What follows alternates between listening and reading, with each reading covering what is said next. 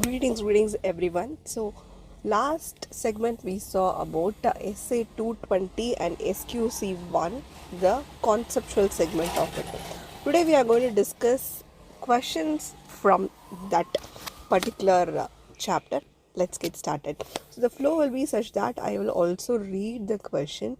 If you have a compiler, the best method to approach this is have your compiler open in front of you, plug into this audio note, also have a notebook where you can scribble the points, so you're hearing, you're seeing, and you're also writing, so you're giving a three-way input for your brain. So I hope you will find this useful, and this also will help with better retention of the points. Let's get started. Yes, question number 1. ABC and Associates chartered accountants, they have the policy to accept clients wherein the risk wherein the risk evaluation is conducted with respect to the company and the promoter. Okay, so this chartered accountancy firm, they have the policy to accept the client, whereas the risk evaluation they are doing about the company and also about the promoters. Now, this company called XYZ Limited approached ABC Associates, and the promoters of XYZ Associate and the promoter of XYZ Limited is a close associate and family friend of Mr. A, who is a managing partner of ABC Associates. And XYZ Limited is in the news in the previous year for certain inquiries from the regulatory authority in relation to certain matter. The existing auditor of XYZ Limited has resigned and has created a casual vacancy. So far we have seen three problems with this. They are a close associate, they were in the news for certain inquiry matter, and the auditor has also resigned. This XYZ Limited is ready to offer 25% more than the existing fee and has approached ABC and Associate for appointment as auditor. Mr. A has strong recommendation to the firm to accept the audit. So he is telling, yeah, we should accept the audit because they are giving us more fees also. So what is your understanding of the functioning of the tone at the top of the firm ABC and Associates? So are they doing it right? Also, what are the considerations that the firm should exercise to uphold the quality of the firm? So can they have this familiarity is there, then they are giving more fee offering, so can we take? This is the question. So let us read through the answer and see how they are approaching it.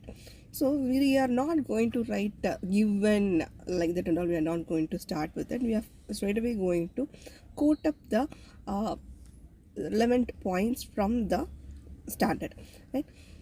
So quality control procedures. Here if you see the key point with regard to the question that it is testing the particular area is that how to uphold the quality of the firm. It is a direct question, how to uphold the quality of the firm, right?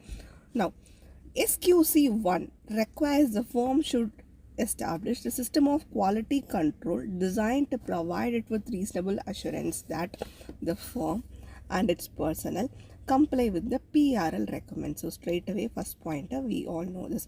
So SQC 1 requires the firm should establish a system of quality control designed to provide it with reasonable assurance that the firm and its personnel comply with the PRL requirements, and it further requires that firm's business strategy is subject to overriding requirement of firm to achieve quality in all engagement. So there should be quality everywhere. However, in the given scenario, this seems to be the overriding factor. Which one? The commercial considerations seem to be the overriding factor. It reflects poorly regarding functioning at the top of the firm as regards to quality control. The managing partner of the firm is a close associate and family friend of the promoter. So that is the first point they have given. They are a family friend. The matter should have been brought to knowledge of the firm in accordance with the requirement of SQC 1, as it involves issues of independence of managing partner of the firm with respect to the proposed audit engagement. Further, matters of inquiry from the regulator and hallucination of the previous auditor raises question about the integrity of the proposed client. There is also a question with regard to that. SQC1 further requires a firm to consider before acceptance of an engagement that the client does not lack integrity. So there should be integrity. All these factors need to be taken into consideration. So overall, this situation reflects a lack of proper establishment of quality control. So firstly, we have discussed about what and all we have discussed. We are told that the firm should have a system of quality control such that it complies with the PRL requirements. Okay, and here the commercial considerations are overriding point, and they are a close friend. Further, there has been some inquiry. Also, there is lack of integrity is there. Now coming to the second aspect of it, what are the consideration which should be taken to uphold the quality of the firm? So what and all we should consider to uphold the quality of the firm? So the firm assign its management the responsibilities so that the commercial consideration do not override its policy. So before that, I will start the point from here. The firm's policies and procedures, they should they are to be designed to demonstrate the overriding commitment to quality. This firm must have the policies and procedures. Okay, so the firm should have the policies and procedures in relation to the personnel, and they should be designed to demonstrate its overriding commitment to quality. For that purpose, they should have sufficient resources for the development and documentation of the quality control policies and procedures. Firstly, they should have policies and procedures. Nextly, they should have the resources with regard to that. And thirdly, there has to be someone to overlook that. That is, the firm assigns its management responsibility so that the commercial consideration do not override quality of the work performed. Okay, so firstly, they should have the policies and procedures. Nextly, they should devote the sufficient resources for the same, and after that, they should assign the management responsibilities for the same. Next, firm before accepting an engagement should acquire vital information about the client, like what and all information they should get about the integrity of the client, the promoters, the KMP, what is their competency, all these things they should get.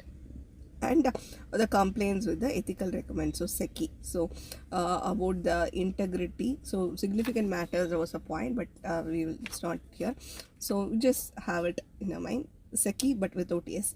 So yes, E is for ethical requirements, C is for the competency, I is about the integrity of the client. So all these 4 points we will see. So to uphold the quality of the firm, so what is the first point? That we should have sufficient policies and procedures in relation to the personnel. Next to that, for that some resources we'll have to devote for the development and documentation. So resources DDD, we'll have to devote some resources for the development and documentation. Third point is that there should be someone to look into that. Firm assign management responsibility so that the commercial consideration do not override the quality of the work performed. Then before we go for accepting an engagement, we will have to get the vital information about the client, which is ECI, just ethical requirements, competency and integrity. That is question number 1. You can even pause and read it from your end, and I hope you're also scribbling it side by side, so that we give the 3-way input to our brain, right? In a minute we will go with the next question.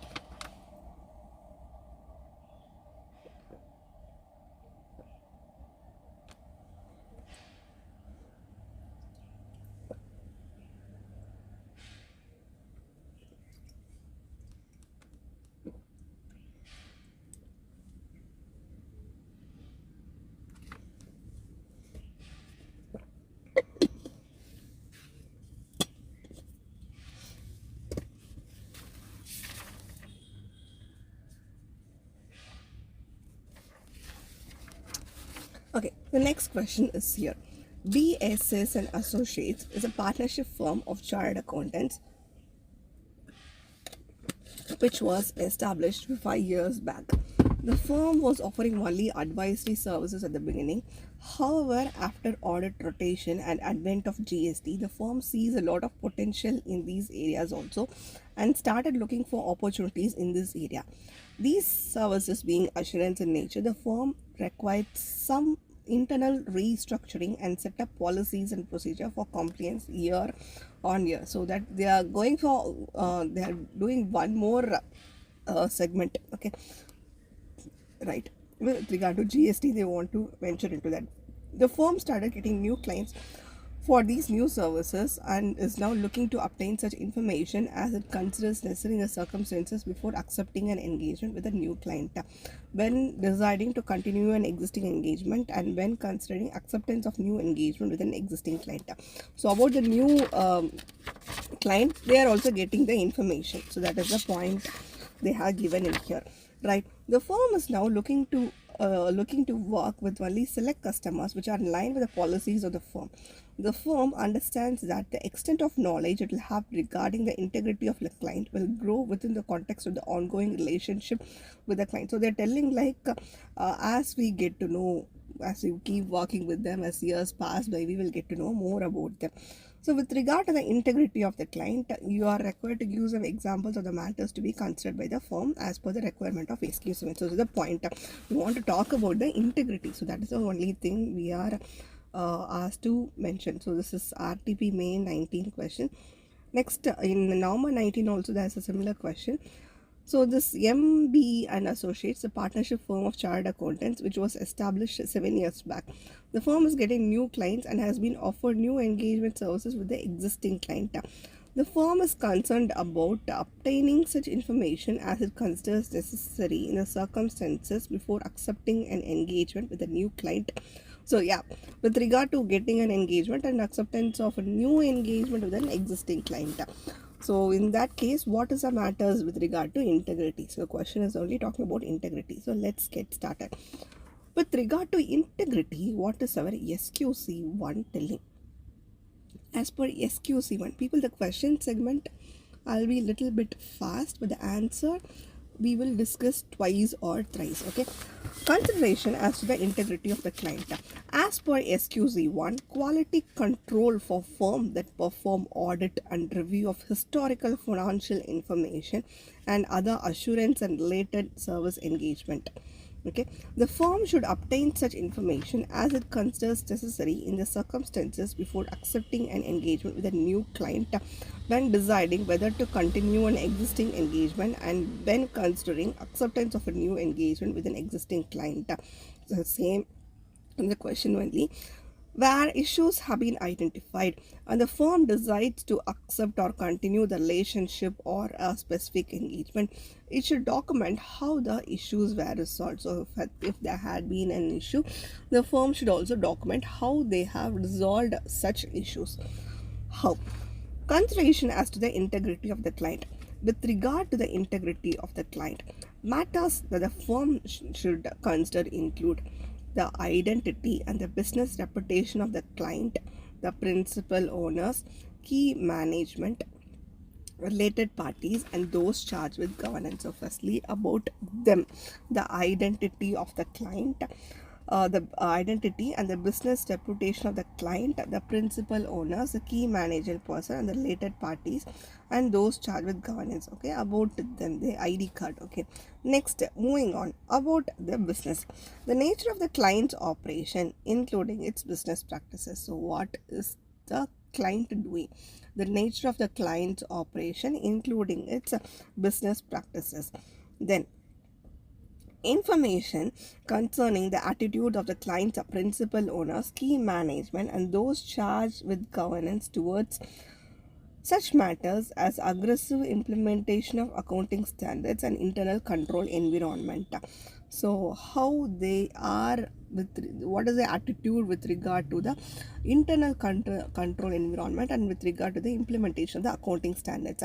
Whether the client is aggressively concerned with maintaining the firm's fees as low as possible. So internally how they are, and internally are they also trying to reduce the fee, and reduce the fee also they are doing, and they're also putting a limitation on the scope of work. You don't check this, you don't do this, like that. They are telling indication that the client might be involved in money laundering or other criminal activities. So because they are not giving fees also, they're not allowing us to work also, there could be some suspicious like indication that the client might be involved in money laundering or other criminal activity. Then why they appointed us doing all these things? Why God? Why? So the reason for the proposed appointment of the firm and the non-reappointment of the previous firm. The reason for the proposed appointment of the firm and the non-reappointment of the previous firm. So these are the points with regard to integrity that we will tell. So we'll do it one more time. So what are the consideration as to the integrity of the client? So first the ID card, identity and the reputation of the client, the principal owners, the key management, the related parties, and those charged with governance. Then, the nature of the client's operation, including its business practices. Then, the information concerning the attitude of the client's principal owners, key management, and those charged with governance towards such matters as aggressive implementation of the accounting standards and internal control environment. Next, whether the client is aggressively concerned with maintaining the fees as low as possible and the indication of an inappropriate limitation in the scope of work. Then, indication that the client might be involved in money laundering or other criminal activities, and the reason for the proposed appointment of the firm and non-reappointment of the previous firm. So this is with regard to the integrity point. Take a minute, pass or read it one more time, and then we will get moving with the next question.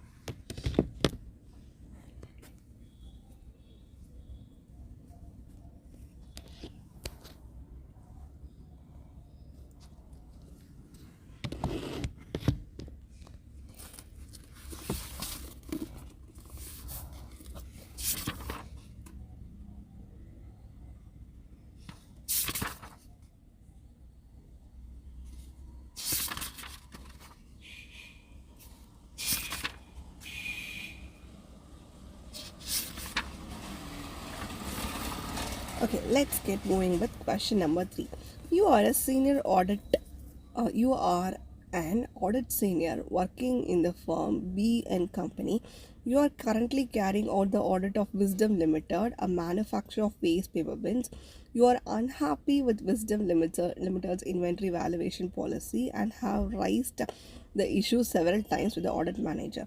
He has dealt with the client for a number of years and does not see what you are making an objection about. He refused to meet you on the site to discuss above issue. So you have raised some issue and that person is not willing to address the same. As the audit manager has dealt with Wisdom Limited for so many years, the other partner has decided to leave the audit of Wisdom Limited in the capable hand. Okay, so now there's some issue and they want to leave this audit with some person who is very much capable with regard to the same. So what is the point with regard to this? As per SQC 1, quality control for firm that perform audit and review of historical financial information and other assurance and related services requires the firm to establish policies and procedures for dealing and resolving differences of opinion within the engagement teams. Okay, there is a conflict with them and what to be done. So he is telling he is going to leave it in some other person's capable hand. Okay, so usually for each engagement an engagement partner is usually appointed. Okay, so engagement partner is usually appointed to each audit engagement undertaken by the firm to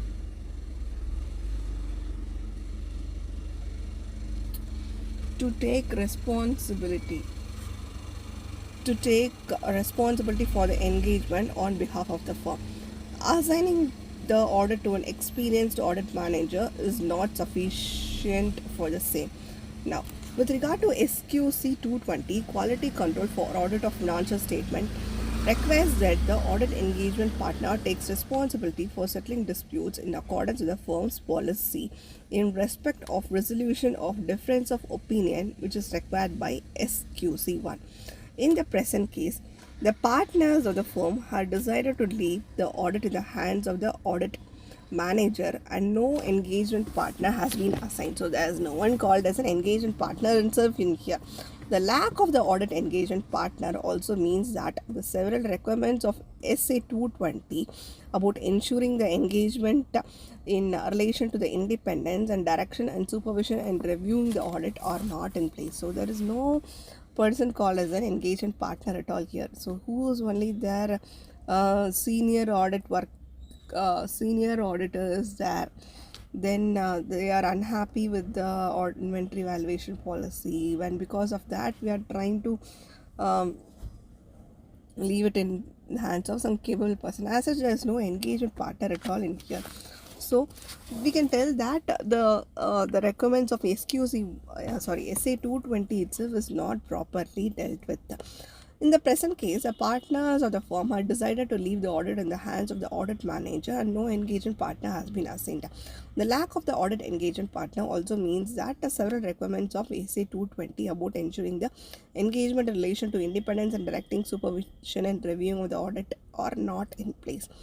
Further, the audit manager have conflicting views about the inventory management and this has not been handled well, with the manager refusing to discuss the issue with the senior. So in this case, there's a failure to resolve the difference of the opinion, and so we can tell that as per SQC1 also they did not have a proper dispute resolution mechanism between them. So this is about question number 3. Now we will have a small pause before moving on to the next question.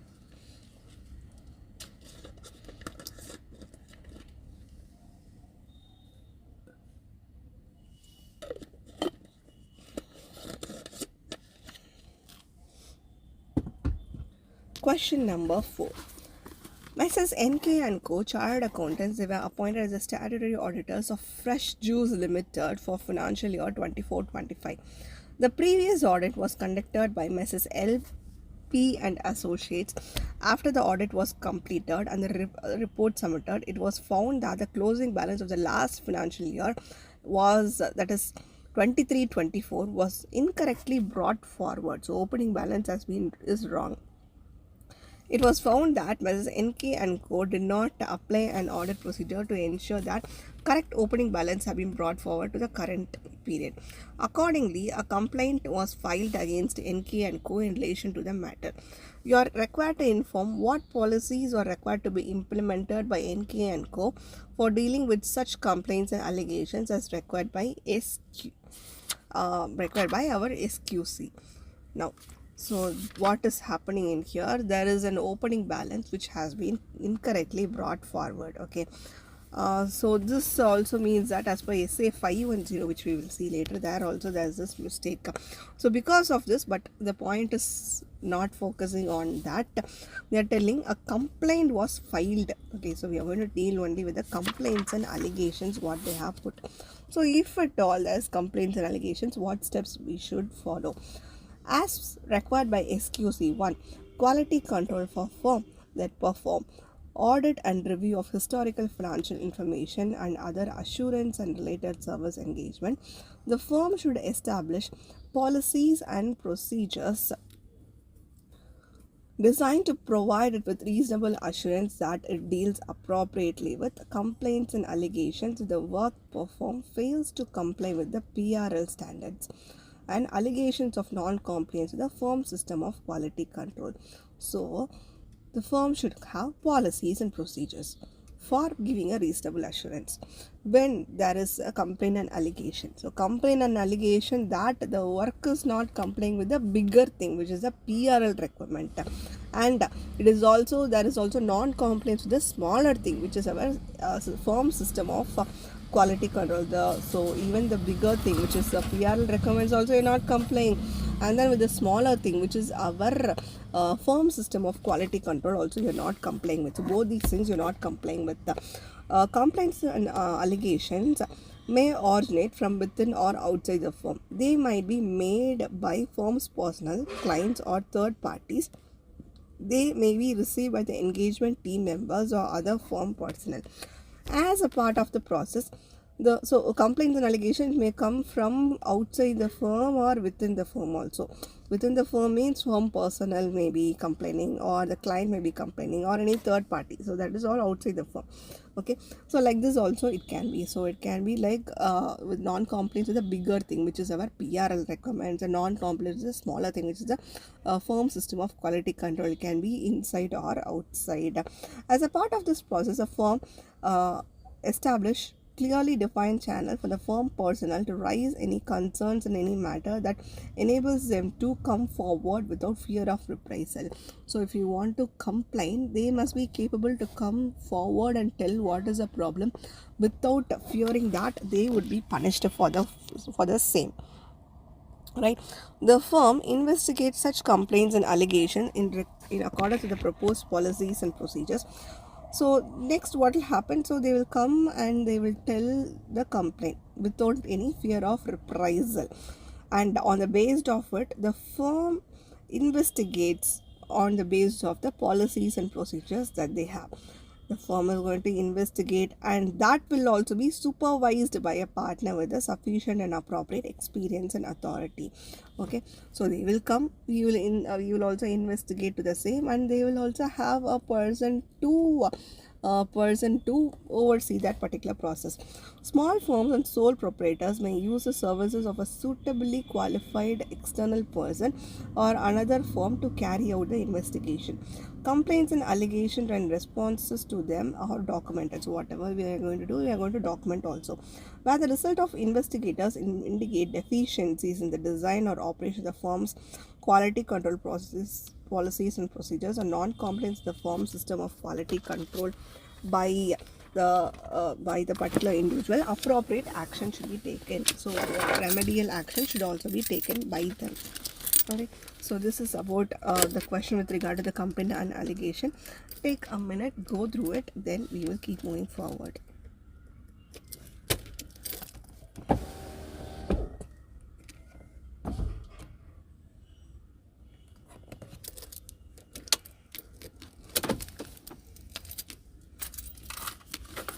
So what are the key points? A complaint and allegation that they failed to comply with the PRL requirements or the firm system of quality control. So it can be outside or inside.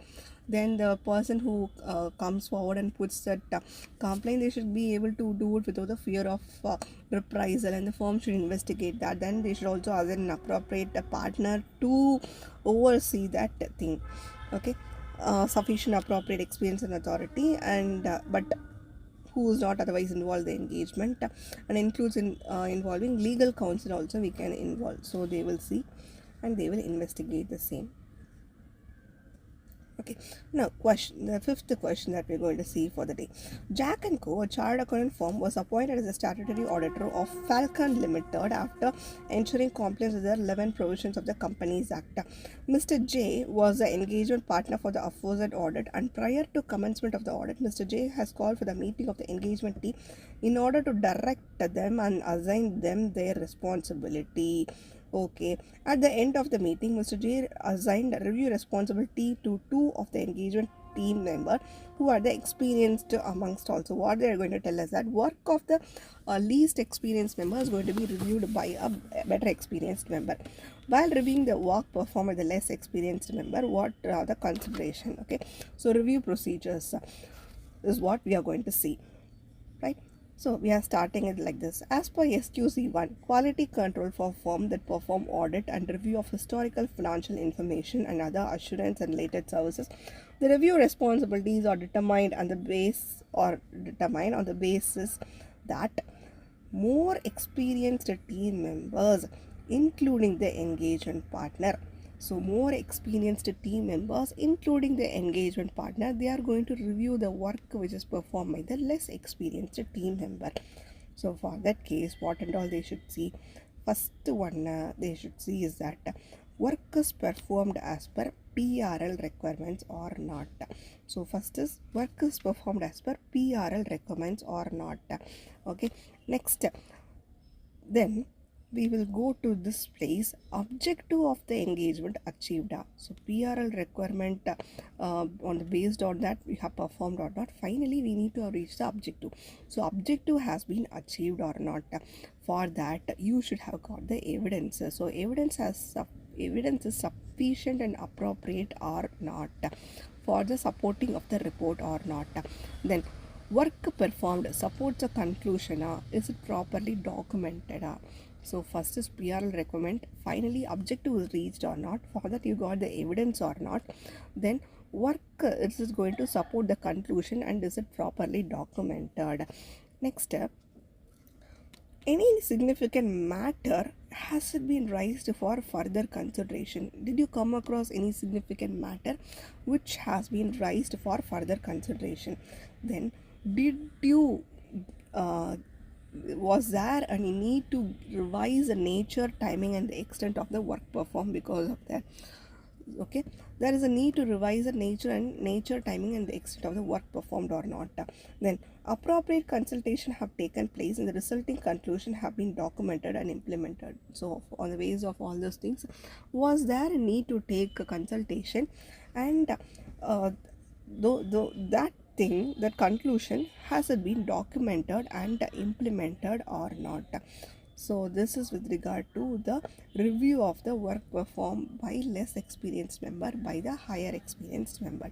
So far we have done 5 questions and 5 concept areas. So we'll have this video in segments so that you do not feel it is very large. We'll continue in the next segment of the video. Thank you. Happy learning.